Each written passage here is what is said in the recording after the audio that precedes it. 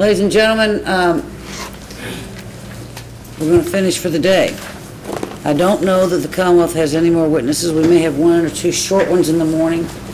Am I right, counsel? If I'm misspeaking, let me know. But you'll get the case tomorrow so we're on schedule in that regard. So I want you to have a great evening at home. It's 10 after 5. You're going to hit some traffic, so just breathe and take your time. 9:30 again. And don't discuss this case with anyone. I'm sure you don't want to. See you in the morning at 9:30. Have a safe trip home. Maybe about 9:25, 9:20 up here. See you then. Thanks again so much. All rise for the jury, please.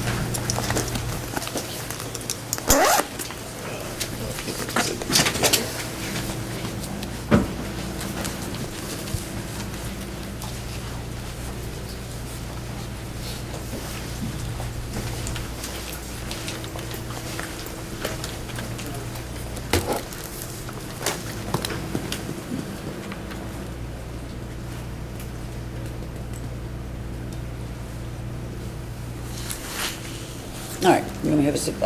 So the Commonwealth is going to rest, but doesn't want to announce close at this point. Correct, Your Honor. I wanted to address the court about amending the indictment. You all right? Make your motion. Your Honor, the Commonwealth would wish at this point to amend the indictment. You got to speak up, Ms. Fox. I can't hear you. I'm sorry, I'm looking away. The Commonwealth would ask to amend the indictment against... Which one? Against Justin Berry to show complicity. That would be in line with the evidence that we've heard. I object, Your Honor. I mean, this is 2 years old. This could have been done. Terrence Craig was indicted under complicity. If this is the last hour. The defense hasn't been that. This is of any case I've ever had, it's always a last minute or a sandbag of some sort.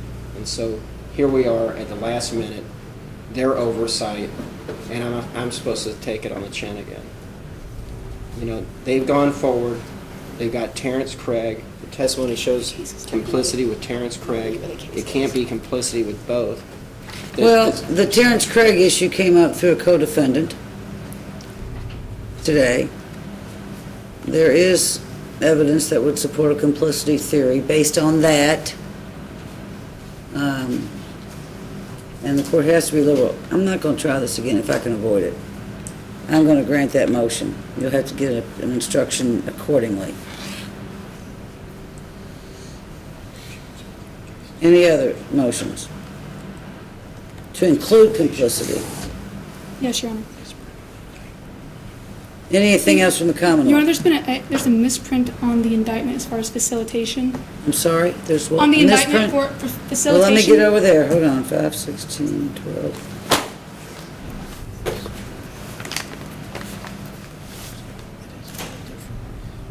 And it is?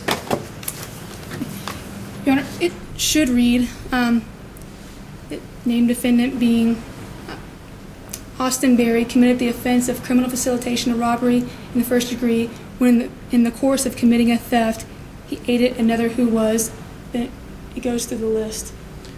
He aided another. And I think it's left out on the indictment. It is left out on the indictment. And Your Honor, again, it's been contemplated the whole time. There was a misprint on that. I do believe the evidence Give shows me the that. exact language from the statute. Read it. Read the... And Judge, are you going to write it down? It'd be easier to...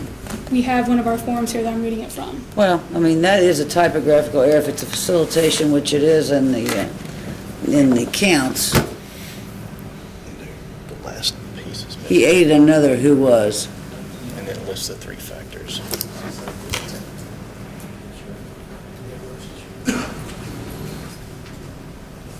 Any comments on that? And that would be mostly from you, Mr. Stewart.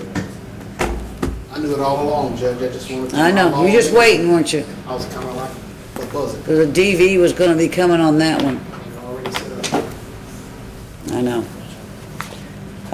Probably going to need to see, let's plan tomorrow so that I don't get in a position where we lose an hour and a half to, I mean, if I've got to buy them lunch, I've got to buy them lunch. So, can I assume no other witnesses? That's safe to assume, yes. Well, okay, so the Commonwealth rests. Yes, Can I mark that down as official? yes, you may. All right, your motion for directed verdict, Mr. McLeod. I'd like, if Mr. Stewart could go first. Stewart? Your Honor, we move for a direct verdict of acquittal because all the Commonwealth has shown is that my client was present during the commission of the offense. There was no evidence that he knowingly assisted or had someone who had the intention of committing an offense. I go back to a long line of cases, started with Gambrell versus the Commonwealth, cited 139 Southwest 2nd, 454. It states mere presence at the scene of a crime is not sufficient to convict for aider and abettor. Coming all the way forward, Judge, to McQueen versus the Commonwealth, 393 Southwest 2nd, 787. Says mere presence in connection with other circumstances may be sufficient, but they haven't showed any other circumstances. And of course, McIntosh and Roberts versus the Commonwealth, 582 Southwest 2nd, 54. And it says absent a showing of any other facts and circumstances connecting a defendant with the affray, the mere presence at the scene of the crime is insufficient to attach guilt. Your Honor, all the testimony, at least the testimony that we've heard so far, is that someone else confronted this man in a parking garage and assaulted him. There's no evidence that my client knew that he was going to do this in advance. In fact, if there's any evidence, there's testimony that my client yelled out, "Leave the man alone. Let's go." Whoever it was, whether it was Justin Berry or whether it was Terrence Craig, he said, "Leave the man alone. Let's go." And the man jumps in his car and he takes off. That's not sufficient to establish that my client had the intention of assisting people, that my client had any knowledge that a crime had been committed, or that my client intended to assist somebody in committing the crime. I may not have said that right, but I think all we have here, Judge, is mere presence at the scene of a crime. And we're talking about robbery.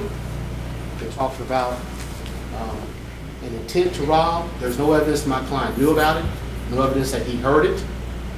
Whatever was being mumbled amongst these two young men, there's no evidence he heard it or he participated in it. All that happened was this guy ran and jumped in his car, he pulled out, and that's not facilitation. Your Honor, the Commonwealth's position is that when considering the evidence as has come in the light most favorable to the Commonwealth, our burden has been met. With facilitation, here I'm looking at Tompkins v. Commonwealth, which is 54 Southwest 3rd, 147, that facilitation only requires provision of the means or opportunity to commit a crime, while complicity requires, and it goes on solicitation, conspiracy, that would require more. However, facilitation only requires means or opportunity. We've heard testimony here that Austin was the one who drove away. He provided the means to get away. There's another case, Atkins v. Commonwealth. It gives the example that the defendant is guilty of criminal facilitation. He knowingly provides another with the means or opportunity to commit a crime. It has an example of loaning a car to another, knowing how it would be used. He gave this defendant a ride, knowing how it was going to be used to get away from a crime he just committed. That is facilitation. Facilitation, it is a less culpable mental state than conspiracy. Well, I agree with both of you. Mere presence is not enough for a facilitation charge. There's evidence that he called out, come on, that can be construed one of two ways.